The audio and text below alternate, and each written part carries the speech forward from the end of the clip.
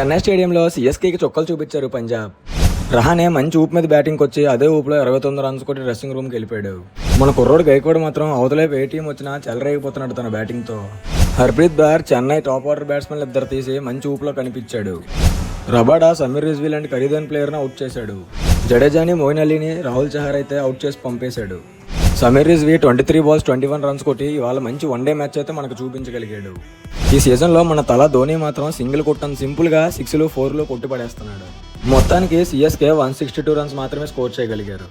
Harshdeep Gaikwad out చేశాక తన batting చూసి అప్రిషియేట్ చేశాడు. ఇది ఒక మంచి గేమ్ స్పిరిట్ అని చెప్పొచ్చు. బేర్స్టో 46, రోసో 43 చేసి సగం మ్యాచ్ అయితే కంప్లీట్ చేసేశారు వీళ్ళిద్దరే. తర్వాత చెరుకో 25 runs కొట్టి శశాంక్ సింగ్, శామ్ కరణ్ ఇద్దరు ఆట అయితే ముగిచ్చేశారు. నాకు బాధ అనిపించిన విషయం ఏంటంటే T20 వరల్డ్ కప్లో సెలెక్ట్ అయిన శివం దుబే, రవీంద్ర జడేజా, హర్షదీప్ సింగ్ మాత్రం ఇవాళ పర్ఫార్మెన్స్ అయితే ఏం చేయలేకపోయారు.